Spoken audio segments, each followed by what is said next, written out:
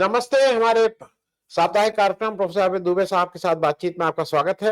ये मंगल का कार्यक्रम ज्ञानेश करते हैं। ज्ञानेश कहीं वो है, मैंने आग्रह किया प्रोफेसर अमित दुबे से कि कहिए तो मैं उनकी जगह रिप्लेस कर लूं, तो इन्होंने कहा ठीक है। तो प्रोफेसर साहब, सबसे बड़ी बात आज की तो बात कहीं और से हो ही नहीं सकती है, क्योंकि आज दिन भर इंतजार था कि राहुल गांधी क्या बोलेंगे, और क्योंकि चर्चा हो रही थी चुनाव सुधार पे, लेकिन वो बात तो घूम फिर करके जो चुनाव की बात है उसी पे राहुल गांधी ने बोला। शुरुआत की मनीष तिवारी ने उसके टेक्निकलिटीज में बहुत अच्छा बोले। मैं अखिलेश यादव ने अपनी बात बहुत ठीक से कही, बाई इलेक्शन में किस तरह से वोट चोरी होती है वो उन्होंने कहा। और एक आदमी का मैं और कर दूं, कल्याण बनर्जी आज बिल्कुल दूसरे मूड में थे। उन्होंने जगदम्बिका पाल से आज पूरे वो पुराने वो जो थे उसको चुका दिया। जब जगदम्बिका पाल रोकने की कोशिश की तो उन्होंने थोड़ा जगदम्बिका पाल को इस ढंग से मैंने मतलब वो एक दूसरे मूड में था, आज उन्होंने ठीक से उनको कहा। और कल्याण बनर्जी ने भी बहुत बेसिक्स कुछ बातें इसमें कही हैं। लेकिन मैं शुरुआत राहुल गांधी से करना चाहूंगा और उनके क्लोजिंग स्टेटमेंट से करना चाहूंगा। जब राहुल गांधी ने ये अपनी दलीलें देते देते देते कि टीम क्या है, कैसे क्या है और क्या डिमांड है, मुझे मशीन रीडेबल वोटर लिस्ट ये चाहिए, कंक्लूड ये किया कि the biggest anti national act is vote चोरी। उन्होंने कहा कि जो सबसे बड़ा गंभीर राष्ट्रद्रोह है वो वोट चोरी है, क्योंकि वो लोकतंत्र के साथ खिलवाड़ है। मैं इसी से शुरू कर रहा हूं। राहुल गांधी इस बात को, जिसको अगर कहें कितना इसको सब्सटैंशिएट करने में कामयाब रहे कि जो इस देश के साथ सबसे बड़ा जो गद्दारी हो रही है वो वोट चोरी की हो रही है। मैं यहीं से शुरू कर रहा हूं। तो साहब, देखिए, राहुल गांधी का जब मैं वक्तव्य सुन रहा था तो मुझे लगा कि इस आदमी ने इस वक्त हमारा लोकतंत्र जिस समस्या की गिरफ्त में है, ये लोकतंत्र को जो बीमारी है, बीमारी का इंजेक्शन लगा दिया गया है। लोकतंत्र बीमार नहीं है, उस लोकतंत्र को बीमारी का इंजेक्शन लगा दिया है इस सरकार ने। उस उसकी उसके मर्म को राहुल गांधी ने पकड़ लिया है।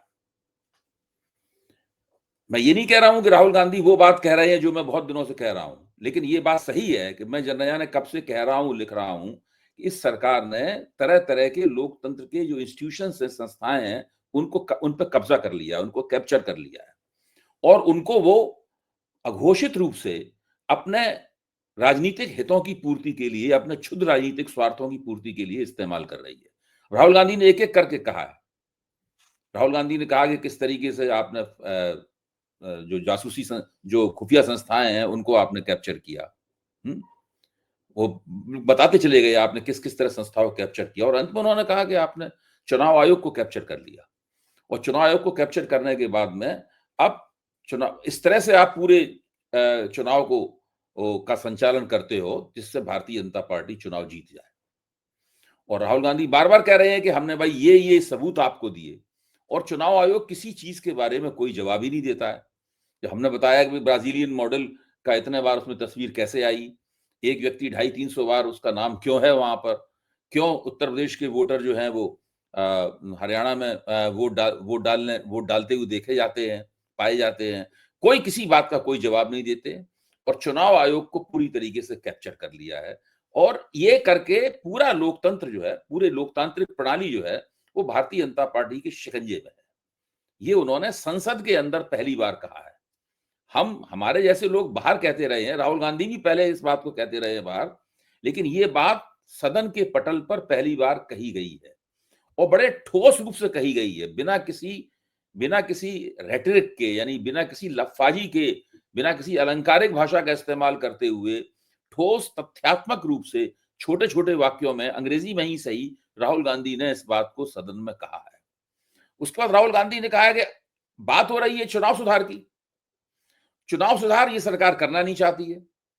चुनाव सुधार करने के लिए उन्होंने बताया ये 3-4 बातें हैं, मैं बता दे रहा हूं, बिल्कुल सरल है, आप इनको कर दीजिए, चुनाव सुधार की प्रक्रिया शुरू हो जाएगी, चुनाव सुधार हो जाएंगे। कि आप हर पार्टी को मशीन रीडेबल वोटर लिस्ट चुनाव से 1 महीने पहले दे दीजिए। बिल्कुल साधारण सरल सी बात है। आप जो सीसीटीवी फुटेज है उसको नष्ट करने के कानून को रद्द कर दीजिए। इस तरह करके राहुल गांधी ने वो मुद्दे तमाम सामने रखे जिनको वो बार बार कहते हैं। उन्होंने, अगर आप वास्तव में चुनाव में सुधार करना चाहते हैं तो आपको इस तरीके से आगे बढ़ना चाहिए। और सबसे बड़ी बात जो राहुल गांधी ने कही, जिसकी शुरुआत मनीष तिवारी ने अपने वक्तव्य में कर दी थी, लेकिन राहुल गांधी ने उसको अपने चरम तक पहुंचाया, वो बात ये थी कि ईवीएम का जो स्ट्रक्चर है, ईवीएम के अंदर क्या है, ये हर विपक्षी दल को इसकी इजाजत दीजिए कि वो ईवीएम के अंदर क्या है उसकी वो जांच कर सके। जब वो कह रहे हैं कि ईवीएम के अंदर क्या है तो इसका क्या मतलब है? वही मतलब है जो मनीष तिवारी ने कहा था कि ईवीएम का सोर्स कोड किसके पास है। सोर्स कोड क्या है? मैं पब्लिक इंडिया के श्रोताओं के लिए स्पष्ट कर देना चाहता हूं। सोर्स कोड ही है जिसके जरिए जब हम ईवीएम पर किसी राजनीतिक दल के चुनाव निशान के ऊपर या किसी उम्मीदवार के चुनाव निशान के ऊपर बटन दबाते हैं, तो वो सोर्स कोड ही तय करता है कि वो वोट वास्तव में उसी पार्टी को जाएगा, या वो सोर्स कोड ही तय करता है कि वो वोट उस पार्टी को गया है या नहीं गया है। अगर वो नहीं गया है तब भी वो सोर्स कोड जिम्मेदार है, अगर वो गया है तब भी श्रेय सोर्स कोड को जाना चाहिए। मतलब वो सोर्स कोड ही चुनावी ईवीएम की, इलेक्ट्रॉनिक वोटिंग मशीन की और चुनाव प्रक्रिया का मर्म है। और वो सोर्स, अब सवाल मनीष तिवारी पूछते हैं, कोई हमने इतने दिन पहले पूछा था कि सोर्स कोड किसके पास है, हमको आज तक नहीं बताया गया। सोर्स कोड कहां होता है? सोर्स कोड जो मुख्य चुनाव अधिकारी है उसके पास नहीं होता है। सोर्स कोड दिल्ली कोड उन दो कंपनियों के पास होता है, जो भारत एक बेल कंपनी है और एक जो इलेक्ट्रॉनिक कारपोरेशन ऑफ इंडिया है, मतलब है, उसके पास सोर्स कोड होता है। उसके इंजीनियर आते हैं और वो चुनाव से पहले ईवीएम के अंदर वो सोर्स कोड लोड करते हैं। वो एक प्रोग्रामिंग है, यानी जब ये तय हो जाता है कि कौन कौन चुनाव लड़ रहा है, उनके चुनाव चिन्ह ये हैं, और वो चुनाव चिन्ह उस ईवीएम के ऊपर लगा दिए जाते हैं। उस वक्त उसके बाद उसमें एक सोर्स कोड यानी वो प्रोग्राम उसके अंदर अपलोड किया जाता है।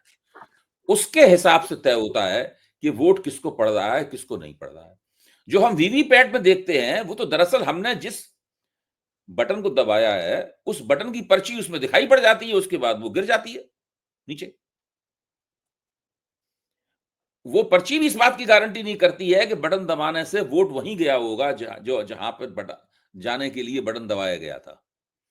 तो ये है, बिल्कुल सीधी बात है। अगर वोट वहां नहीं गया है तो वोट चोरी कर लिया गया है फिर आपका।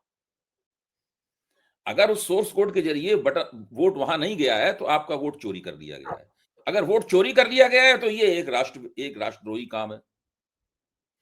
और राहुल गांधी जी साफ तौर पर कह रहे हैं कि चुनाव आयोग की मदद से वोट चोरी किए जा रहे हैं इस तरीके से। तो ये है पूरा का पूरा मामला जो आज सदन के पटल पर रिकॉर्ड में आ गया। होगा क्या? कुछ नहीं होगा। अगर आप मुझसे पूछें क्या इस बहस से कोई वास्तव में चुनाव सुधार होगा, क्या इस बहस से ज्ञानेश कुमार जी को चेतना आएगी और वो मोदी जी से कहेंगे भाई आज के बाद से हम आपका आदेश नहीं मानेंगे, आज के बाद से हम स्वतंत्र और निष्पक्ष रूप से काम करेंगे, क्या आप समझते हैं ऐसा होगा? नहीं होगा। बच्चा भी कह सकता है कुछ नहीं होगा। तो जी जी हाँ, ये है असली बात। और इस बात को समझना बहुत जरूरी है कि इस चुनाव सुधारों के ऊपर जो कथित बहस संसद में हुई, इस बहस का एकमात्र उपलब्धि है कि वो सदन के पटल पर बात कह दी गई है। और अभी तक पीठासीन अधिकारी ने ये नहीं कहा है कि भाई इस बात को निकाल दो रिकॉर्ड से। मतलब अभी तक ये नहीं कहा गया कि इस बात को रिकॉर्ड से हटा दो। वो बात दर्ज हो गई है रिकॉर्ड में, आगे भविष्य की पीढ़ियों के लिए सनद रहेगी। जी मैं प्रोफेसर अब मैं दो चीजें और कर लूं। एक तो राहुल गांधी ने बहुत बेसिक से एक सवाल उठाए। उन्होंने कहा कि ये जो चीफ जस्टिस ऑफ इंडिया है उनको सिलेक्शन प्रोसेस से आपने क्यों निकाला, और उसके साथ उन्होंने कहा क्या आपको you don't have trust in CGI. ये बहुत मूल प्रश्न है, क्योंकि अगर आप किसी को निकालना तो you don't have trust in CGI. और इन्होंने कहा, और जिस तरह से मुझे लगा कि आज वो एग्रेसिव थे, जनरली राहुल गांधी नहीं रहते हैं, अमित शाह की तरफ इशारा करके नाम लेके बोल रहे थे। तो एक ये, और दूसरा उन्होंने अपनी मंशा बिल्कुल क्लियर कर दी। मुझे लगता है राहुल गांधी अब उस स्टेज में है जहां पे वो कहे कि ईसीआई को एक तरह से उन्होंने वार्निंग दी है कि ये होने नहीं देंगे, अगर करोगे तो हम लोग आएंगे तुम्हारे पीछे।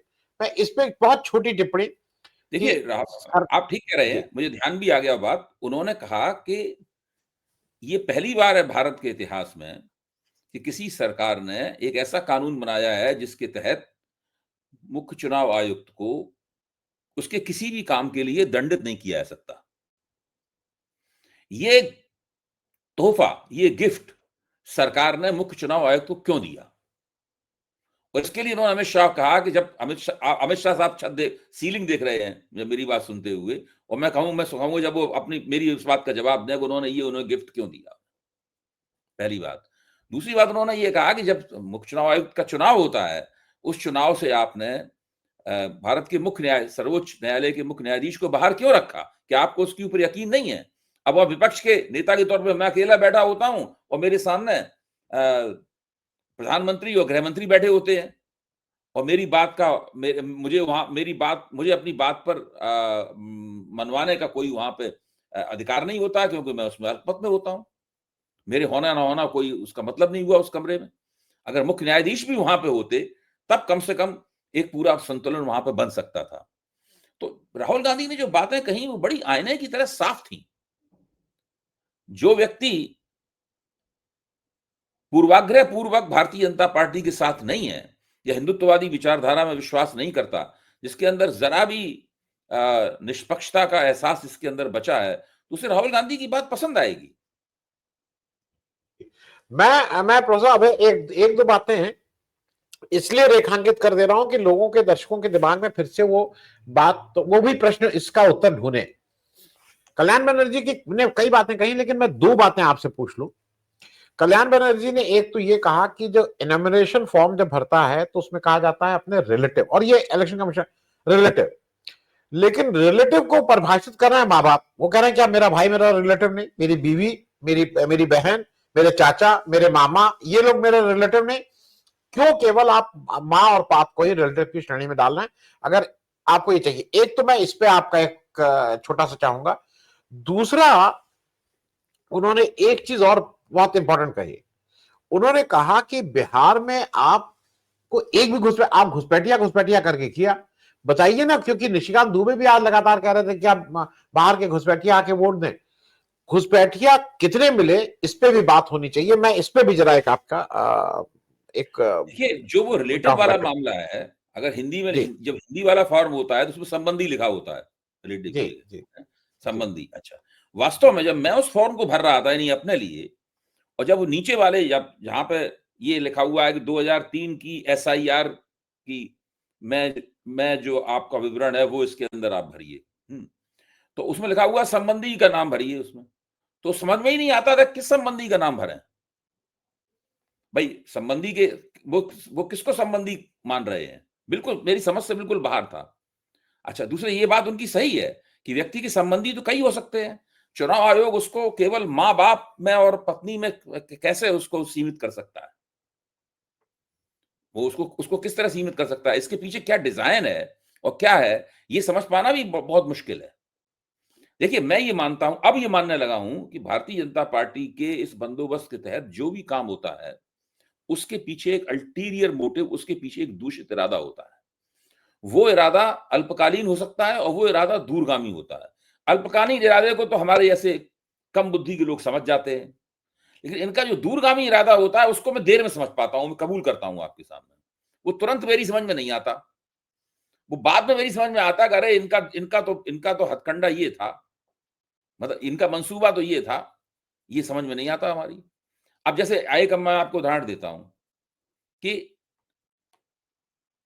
ये तारीख भी मैंने नोट कर रखी है। तारीख क्या है ये? 23 जून को चंडीगढ़ के अंदर ज्ञानेश कुमार जी बीएलओ के सम्मेलन को संबोधित कर रहे थे 23 जून को, और तमाम उन्होंने चुनाव प्रक्रियाओं के बारे में बीएलओ के साथ उन्होंने बातचीत की, और मुख्य चुनाव आयुक्त बात कर रहे थे। इसकी प्रेस रिलीज है चुनाव आयोग की। चुनाव आयोग की प्रेस रिलीज इस बात का सबूत है कि उन्होंने 23 जून को ये किया। उस पूरी चर्चा में उन्होंने कहीं जिक्र नहीं किया कि हम एसआईआर करवाने वाले हैं। यानी आप बीएलओ के एक सम्मेलन को संबोधित कर रहे हैं, भारत के मुख्य चुनाव आयुक्त, और उस पूरी चर्चा में कहीं नहीं कहते कि हम एसआईआर नाम की एक बहुत इतनी बड़ी कवायद की जा रहे हैं, और केवल 24 घंटे बाद वो एसआईआर की घोषणा कर देते हैं। आप जरा सोचिए इस बात को। तो ये जिस तरीके से ये पूरे मतलब वो मुझे सीधा लगता है कि ये सब चीजों के निर्देश, इनकी योजना ये कहीं बनती है, और बनने के बाद में चुनाव आयुक्त या तो उस योजना में भागीदार होते हैं, और नहीं भी अगर भागीदार होते हैं तो उस योजना के निर्णय, कौन से स्टेप्स उठाने हैं, कौन से कदम उठाने हैं, इसकी उनको जानकारी दे दी जाती है, और फिर उनका काम केवल उसको कठपुतली की तरह लागू करना है और अपना बचाव जी करना। शुरू जी में वो इस बात की गलती करते थे कि राहुल गांधी के आरोपों पे या किसी और के आरोपों का जवाब देने की कोशिश करते थे।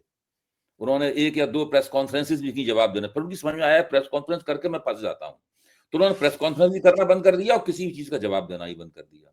अब ये बिल्कुल सीधी बात है, सरकार किसी चीज का जवाब नहीं देती है, राहुल गांधी चुनाव आयोग किसी चीज का जवाब नहीं देते हैं।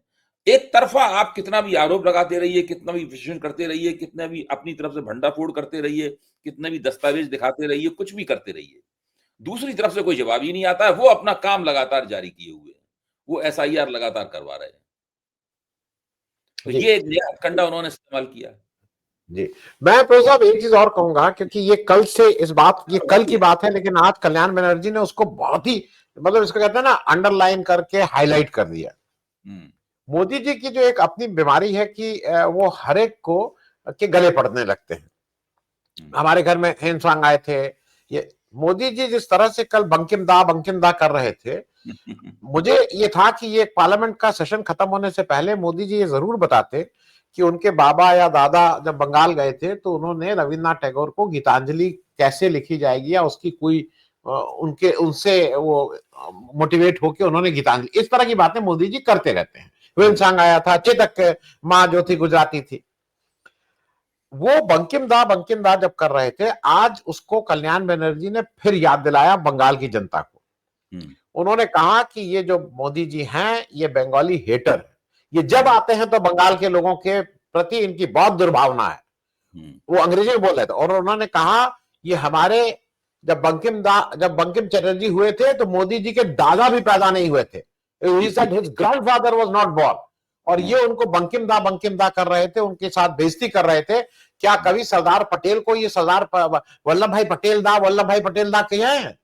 तो वो उसको, मतलब ये मेरे हिसाब से एक ऐसा वो है जो बिल्कुल ठीक से प्ले करेगा बंगाल इलेक्शन में, कि मोदी जी ने किस तरह से एक महापुरुष को, एक उसको रिड्यूस करके दादा, मतलब वो ये दिखाते हैं ना कि मेरे बहुत खास दोस्त हैं। मैं इस पे एक टिप्पणी चाहूंगा, क्योंकि ये एक मोदी जी से भयंकर चूक हो गई है, जिसका नुकसान मुझे लगता है वोट की दृष्टि में होगा जरूर। प्रोफेसर नहीं बिल्कुल, देखिए ममता बनर्जी बहुत कुशल है और कल्याण बनर्जी उन्हीं की पार्टी के हैं, और मुझे पक्का यकीन है कि ममता बनर्जी इस पहलू को बंगाल के चुनाव में जरूर बुनाएंगी, और उन्हें बनाना चाहिए।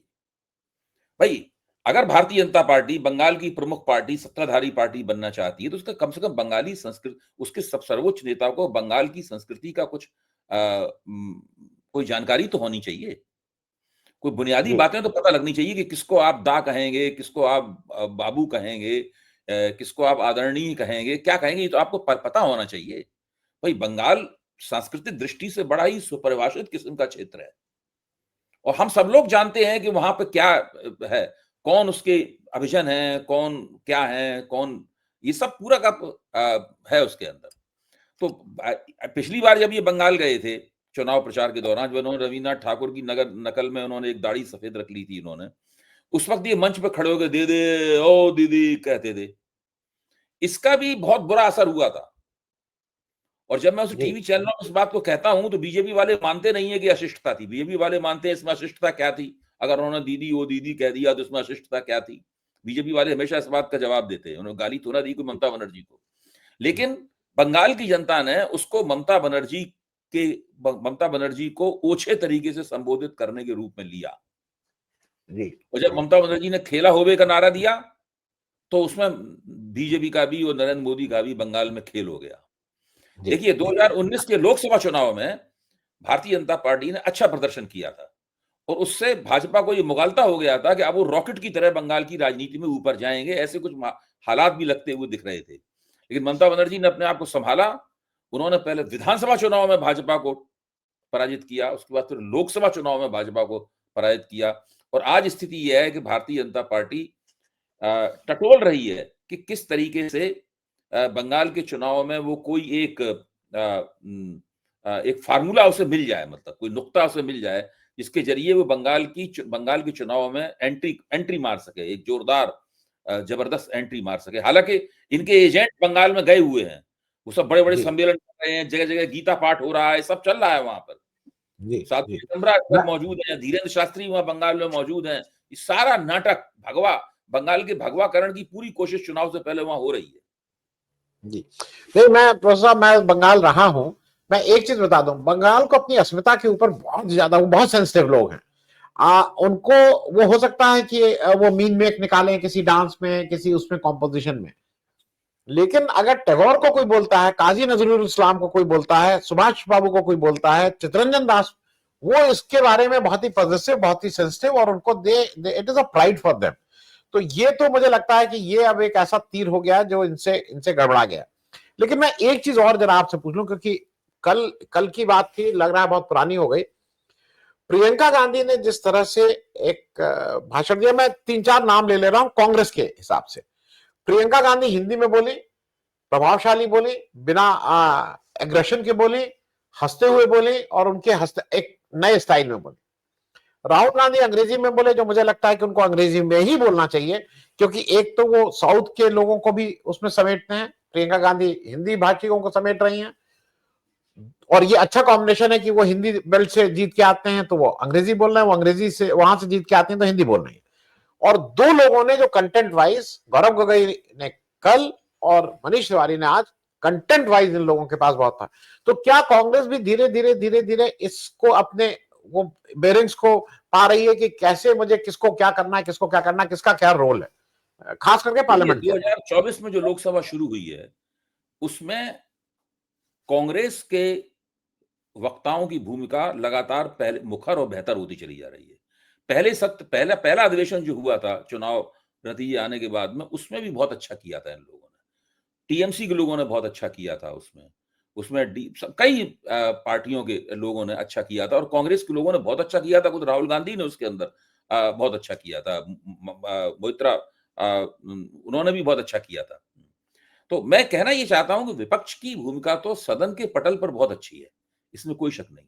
लेकिन कहीं ना कहीं आनंद जी, जब मैं ये कहता हूं तो मेरे मन में एक धड़क भी होती है, और वो धड़क ये है कि आज हमारा लोकतंत्र उस जगह पर पहुंच गया है जहां आप कितनी भी अच्छी राजनीति करें, कितना भी अच्छा भाषण दें, कितना भी अच्छा आंदोलन करें, कितनी भी अच्छी मांग करें, कितना भी सुंदर आप मैनिफेस्टो लिख लाएं, कितना भी आप वोटों की बढ़िया गोलबंदी करें, आपको नहीं पता है कि एसआईआर के जरिए आपके कितने वोट चुरा लिए जाएंगे। देखिए, एक रिपोर्टर्स कलेक्टिव एक अध्ययन कर रहे हैं। उस अध्ययन में धीरे धीरे उसकी कुछ झलक मुझे आज मिली है। निकल कर आ रहा है कि बिहार में उन्होंने कितनी सीटें चोरी की। इसलिए हरियाणा का चुनाव चुराया गया है, उसी तरह बिहार का चुनाव भी चुराया गया है, और जल्दी ही ये तथ्य भी सब लोगों के सामने स्पष्ट रूप से आएंगे। एक एक सीट का विश्लेषण हो रहा है कि कैसे बिहार का चुनाव जीता गया। मेरा तो मानना यह है कि बिहार में बीजेपी, एनडीए ने सीटें जीती हैं, उसमें तकरीबन आधी सीटें ऐसी हैं जो एनडीए को हार जानी चाहिए थी। जी, और ये जी, जी। तथ्य निकल के सबके सामने आएंगे। अब चुनाव के विश्लेषण में देर तो लगती है, ऐसा तो होता नहीं कि अभी वोट पड़े और चुनाव जीतता आया और फटाफट हम सब विश्लेषण करके बता दें। इसमें टाइम लगता है इसके अंदर। जी, मैं अबे भाई, एक और मुझे, क्योंकि मैं किसी से बात कर रहा था, मेरे शोज में भी आते हैं, एक व्यक्ति हैं जो एविएशन के पुराने आदमी हैं, एविएशन के सबसे उच्च पद पे भी रहे हैं, 40-45 साल का एविएशन का उनको है। वो आज मुझसे कह रहे थे कि भाई मैं 45 साल का मेरा है, एंड आई कैन, वो कहने लगे कि I can bet my 45 years experience. उनका कहना यह है कि मेरे पास कोई प्रूफ नहीं है, लेकिन ये जो इंडिगो का टोटल फियास्को हुआ, टोटल फियास्को, वो ये मानते हैं कि ये केवल और केवल जो डॉलर पिटा है और अरे जो रुपया पिटा है और जो डॉलर है, क्योंकि उससे इतना हल्ला मचने वाला था, उससे अटेंशन डाइवर्ट करना था, ये उनका मानना है, मुझे नहीं मालूम। वो कह रहे हैं कि इसके अलावा और कोई कारण लगता ही नहीं है। और एक ऐसी पार्टी जिसके ऊपर ये आरोप लगता है कि वो बड़े बड़े कारनामे करवा सकती है अपने वोट के लिए, और वो खुद ही आज तो सब लोग एडमिट कर रहे थे कि हम चुनाव जीतते हैं, हम चुनाव जीतते हैं, हम चुनाव जीतते हैं, हम चुनाव के लिए।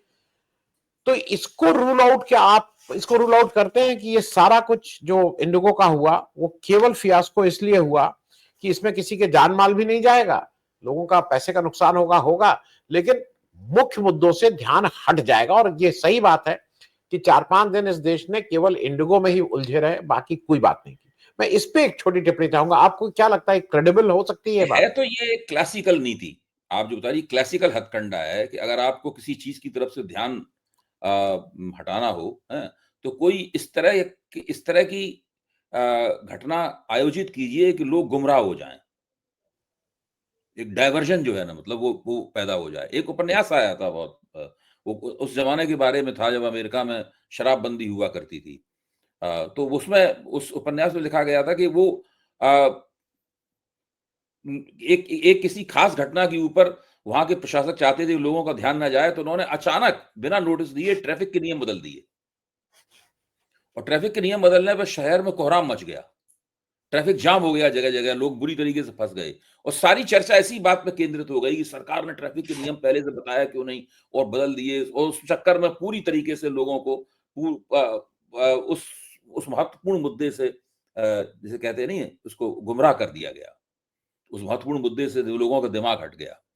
तो अब आप कह रहे हैं कि रुपया इतना ज़्यादा गिरा है, उससे दिमाग हटाने के लिए ये पूरा आयोजन किया गया है। लेकिन अगर ये वास्तव में सच्चाई है, तो ये अपने आप में एक बहुत बड़ा झांसा है। एक बहुत बड़ा झांसा है, जो कि इस देश की जनता को और हम सब लोगों को दिया गया। अब मैं फिर कहूँगा, इसका भी बाद में पता लगेगा थोड़े दिनों बाद कि ये जी, झांसा क्यों जी, दिया गया, कैसे दिया गया। जी। नहीं, क्योंकि एक वो हो रहा था, दूसरा वो उनका कहना यह था कि जो हिरेन जोशी वाला मामला था, ये सारे मामले इतने बड़े-बड़े थे कि उससे अगर ध्यान इन लोग नहीं हटाए, उसको एक बड़ा काम इसलिए करना था कि उन सबसे ध्यान हटे, क्योंकि वो बड़े घोटाले हैं। वो अगर सामने आएंगे, और वो बीजेपी के अंदर के घोटाले हैं। उस हिरेन जोशी को कोई राहुल गांधी ने या प्रियंका गांधी ने या अखिलेश यादव ने नहीं हटाया है, वो आपके अपने कंट्रडिक्शन हैं। तो खैर, आने वाले समय में पता लगेगा कितना सही कितना गलत। Thank you so much for joining, thank you so much, बहुत बहुत धन्यवाद। नमस्कार।